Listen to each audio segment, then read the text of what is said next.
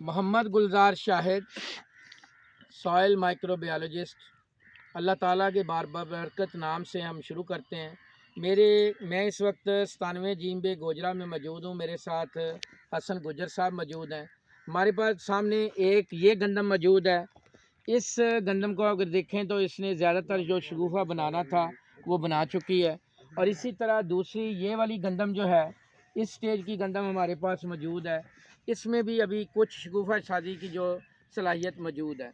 इसी तरह अगर हम इस गंदम को देखें तो इसमें काफ़ी ज़्यादा शगुफ़ा साजी की अभी वक्त भी मौजूद है, सलाहियत भी मौजूद है। सबसे पहले आज काश्तकारों ने सवाल किया था कि हम किस तरह से अपनी फसल की शगुफ़ा साजी की जो सलाहियत है उसको बेहतर बना सकते हैं।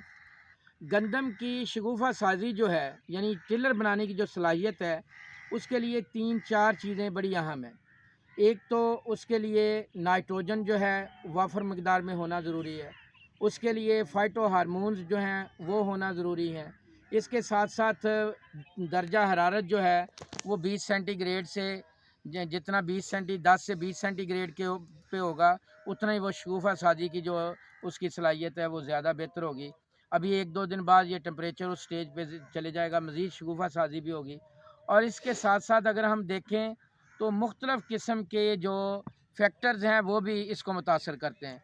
मसलन अगर ज़मीन में अगर कोई साल्ट वगैरह मौजूद हैं, कलराठापन है, साल्ट इंजरी की वजह से भी शगुफ़ा साजी कम हो जाती है। नाइट्रोजन की कमी से भी शगुफ़ा साजी कम हो जाती है। जब पौधे की उम्र 80-90 दिन से बढ़ जाती है, फिर भी उसकी शगुफ़ा साजी की सलाहियत भी कम हो जाती है। और उसके बाद जो शगुफ़े बनते हैं वो फर्टाइल टिलर नहीं होते, उन पे सिट्टे नहीं बनते।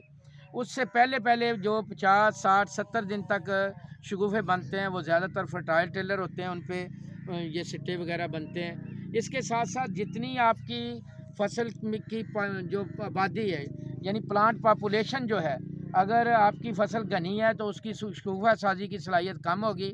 अगर जिस तरह से हम ये देखते हैं कि अब इसमें बड़ी स्पेस मौजूद है, तो यहाँ पे फसल की शगुफ़ा साजी की सलाहियत जो है वो बेहतरीन तौर पे मौजूद है।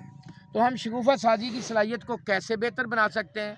इस फसल को हम 1 ड्रम में 30 लीटर पानी डाल के, उसमें आधी बोरी डीएपी या 1 बोरी नाइट्रोफास डाल के और साथ 6 से 7 किलो खालस गंधक का तेज़ाब मिला के उसको मिक्सअप कर दें। और मिक्सअप करके उसमें आधी बोरी गुआरा खाद और तकरीबन 10 किलो यूरिया, 10 किलो जो एसओपी पोटाश वाली खाद डाल के मिक्सअप करके इस एकड़ को फ्लड कर सकते हैं। अगर हम इसका फसल को देखें तो यहाँ पे हम आधी बोरी की बजाय 10-15 किलो गुआरा और इसी तरह 10-15 किलो यूरिया मिलाएंगे। अगर जो हमने पहले गंदम दिखाई थी उस गंदम को देखें तो वहाँ पे हम 10-10 किलो गुआरा और यूरिया मिला के भी डीएपी जो है इसी तरह फ्लड कर सकते हैं। और यहाँ पे हम पोटाश जो है 10 की बजाय 15 किलो फी एकड़ जो है इस्तेमाल करेंगे। इस तरह इस सिलसिले में किसी दोस्त का और कोई सवाल हो तो वो पूछ सकता है। अल्लाह ताला मेरा आपका हामी नासिर।